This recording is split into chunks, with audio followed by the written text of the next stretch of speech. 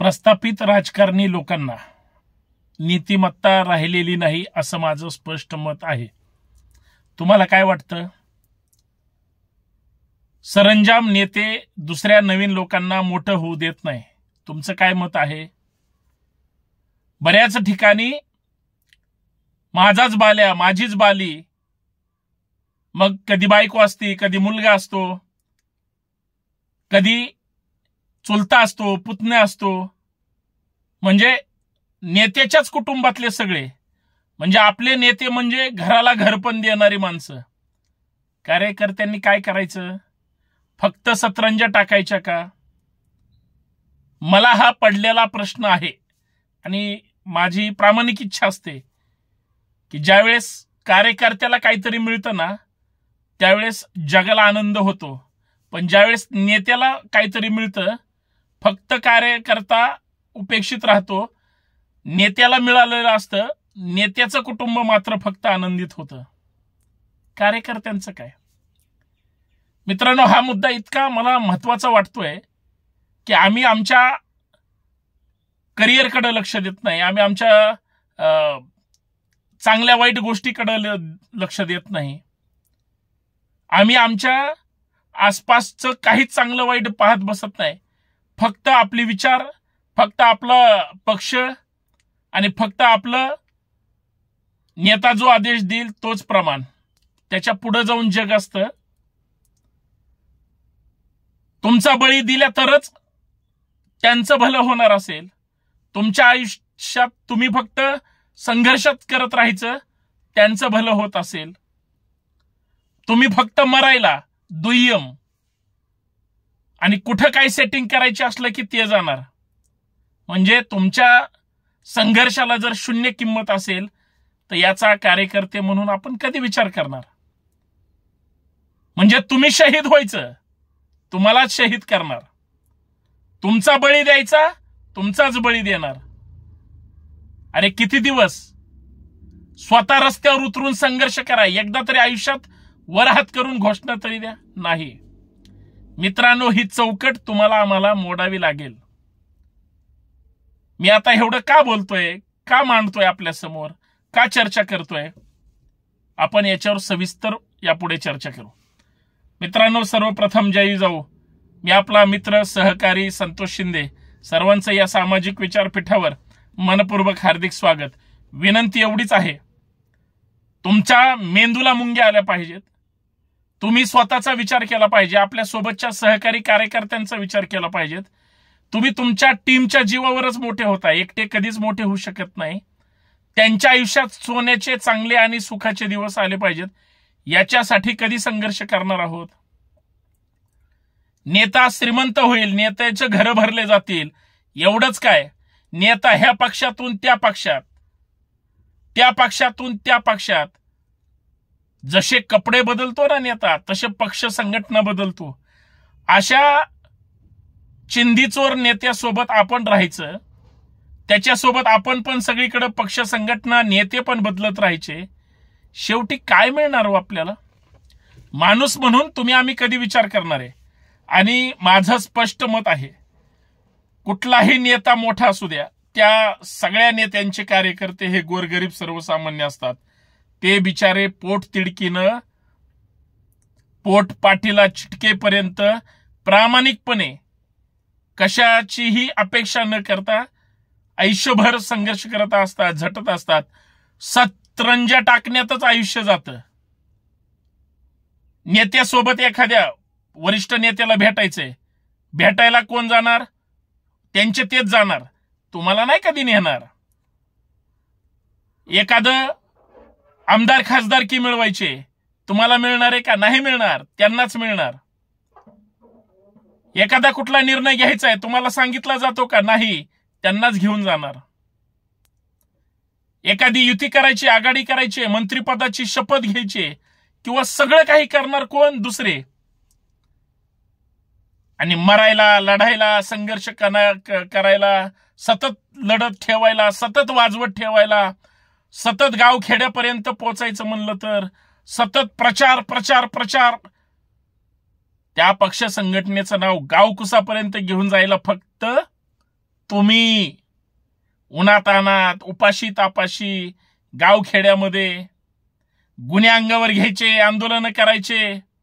नेत्याच्या घरी कधी पोलिस जातात का? नाही, कार्यकर्त्याच्या घरी जातात. हो, गुन्हे दाखल कोणावर असतात? नेत्यावर असतात का? नाही, कार्यकर्त्यावर.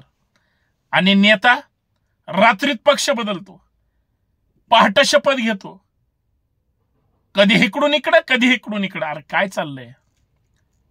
माझी त्या हात जोडून कार्यकर्ता नावाच्या जिवंत विचाराच्या व्यवस्थेला प्रश्न आहे माझा, आणि ओपन चॅलेंज सुद्धा आहे. दादा, तू कधी सुधारणार? भाऊ, तू सुधारला पाहिजे. ताई, तू आता व्यवस्थेमध्ये आले पाहिजे, तुला काहीतरी मिळालं पाहिजे. काका, मामा, दादा, तुम्ही आता विचार केला पाहिजे. तुमची पिढी संघर्षात गेली, तुमच्या सोबतची आणि पुढची पिढी तरी आता व्यवस्थेत राहिली पाहिजे. का हो? साहेबाचाच पोरगा खासदार होणार, साहेबाचीच पोरगी आमदार होणार, साहेबाचाच पुतण्या आमदार पण होणार, साहेबाचीच मुलगी किंवा मुलगा मंत्री पण होणार, साहेबाची बायको सुद्धा राज्यसभेवर जाणार. इकडं दादा कधी मंत्री असतो तर दादाची बायको कधी मंत्री असते. दादाच्या घरात 2-2 मुख्यमंत्री पद असतात, एखादं उपमुख्यमंत्री पद असतं, एखादं 4-4 घरात आमदार असतात, 2-2 खासदार असतात. सगळं साहेबालाच. तुम्ही काय बोंबलायचं? तुमच्या नशिबी काय संघर्ष? तुम्ही फक्त साहेबासाठी बायकोकडे जायचं, बायकोला सांगायचं, काय ग कशी आज फार सुंदर दिसते. ती बिचारी खुश, नवरा लय दिवसांनी कौतुक करतोय. 10 मिनिट तो घरातच असतो, गोंडा घोळतो, बायकोला हळूच म्हणतो, साहेबांनी ह्या साहेबाला सोडून ह्या साहेबासोबत सेटिंग केली, सत्तेत साहेब येणार, आता त्यांना काहीतरी मिळेल. मग ती म्हणती, काय नालायक आहे तुमचा नेता. ज्या नेत्याने भरपूर सगळं दिलं, नाव, पद, प्रतिष्ठा, पद दिलं, कधी आमदार केलंय, कधी खासदार केलंय, कधी मंत्री केलंय, आणि त्या देवासारख्या नेत्याला सोडून तुम्ही तिकडे चालले, किंवा तुमचा नेता. लाजा वाटल्या पाहिजेत तुम्हाला सगळ्याला. तरी पण तो आपलं गपचूप ऐकून घेतो. त्याचं कारण आहे, तो म्हणतो अगं जाऊ दे, पण आज काय असं विशेष आहे, काय आहे का आपल्या घरात, तू फार चांगली दिसते. मग ते बिचारे अजून लाजत लाजत म्हणेल, काय हो तुमचं, आज फारच तुम्ही माझं कौतुक करताय. मग तो हळूच म्हणतो, 500 रुपये दे ना. मग तिचा पारा चढलेला असतो. ती म्हणते 500 रुपये तुम्हाला कशासाठी? अहो काम धंदा बघा काहीतरी, किती दिवस त्या साहेबाच्या मागं पळणार आहे, तुम्हाला काय मिळणार आहे का त्यांच्याकडून? तो म्हणतो अगं तेच साहेब आता गावाला येणार आहेत, त्यांनी ते शपथ घेतली. अहो काय त्यांनी शपथ घेतली? कोण त्यांना चांगलं म्हणतोय? त्यांच्या घरातले सुद्धा त्यांना बायका लेकरं चांगलं म्हणत नसतील, कारण घरात ह्या साहेबांचे फोटो आहेत आणि सोबत गेलेत त्या साहेबाच्या. तो तरी पण तिला म्हणतो जाऊ दे ग, त्यांचं स्वागत करायचंय, बुके वगैरे न्यायचंय. मग पैसे मी कशाला देऊ, तुमच्या साहेबांनी दिले पाहिजेत ना तुम्हाला. तरी पण ती म्हणते, ती बोलतच राहते. हा मात्र ठाम असतो 500 रुपये. तो 500 रुपये घेतो, कारण तिचं कौतुक केलेलं असतं. 150-200 रुपयाचा बुके घेतो, थोडा 50 रुपयाचा गुलाल घेतो आणि जातो साहेबांकडे. अगोदर स्वतःलाच लावतो, मग साहेबाकडे जातो, साहेबांचा विजय असो म्हणतो, साहेबाला बुक देतो. फोटो पण एक काढलेला असतो, फोटो काढायला कोणीतरी सोबत घेऊन गेलेला नसतो, मग कस तरी फोटो काढतो. लगेच 2 सेकंद स्टेटसला की लगेच सोशल मीडियावर बायको म्हणते, हो काय नालायक तिकडे गेलंय आणि फेसबुकला स्वतःचा फोटो टाकलाय. त्या बुकेला पैसे कुणाचे? सौभाग्यवतीचे. गुलालाचे पैसे सौभाग्यवतीचे. हा तिथं जाऊन फोटो काढतोय त्याच्यासोबत. आणि साहेबाचा जय म्हणून बेंबीच्या देठापासून जय म्हणतो, थांबतो तिथं. साहेब म्हणतात वा वा कसं आहे, बरं केलंय ना मी. मग हा म्हणतो साहेब लय भारी केलंय, आता होईल आम्हाला काहीतरी. घरी येतो साहेब, नंतर 6-6 महिने ह्यांना फोन करत नाही, विचारत नाही, काय नाही. आणि बायको मात्र साहेब टीव्हीवर दिसला किंवा हात कधी दिसतच नसतो, समजा ह्याचा नेता टीव्हीवर दिसला की बायको ह्याला रोज शिव्या घालते. ही झाली आमच्या आता कार्यकर्त्यांची अवस्था. मित्रांनो, आता तरी विचार करा स्वतःचा. अहो, जो आपला नेता दुसऱ्याला राज्यसभेची, दुसऱ्याला लोकसभेची, दुसऱ्याला मंत्रिपदाची, दुसऱ्याला निधीची, दुसऱ्याला महामंडळाची, दुसऱ्याला एखाद्या नोकरीची वेगळी वेगळी अपेक्षा किंवा काहीतरी आमिष देतो, तो त्यांचा होऊ शकत नाही. स्वतःची घरं भरतो, स्वतःच्या मागे एवढ्या चौकशा सुरू असतात, त्याच्यातून बाहेर पडण्याचे स्वप्न बघतो किंवा सुटतो, सगळ्या केसेसचा क्लोजर रिपोर्ट करतो. आणि तुम्ही गावातल्याच पोरांसोबत भांडून भांडून पार बुसकट पाडलेलं असतं, गुन्हे दाखल करून घेतलेले असतात, आणि शेवटी त्याच पक्षासोबत तुमचा नेता सेटिंग करतो आणि तुम्ही उपेक्षिताचं आयुष्य जगता.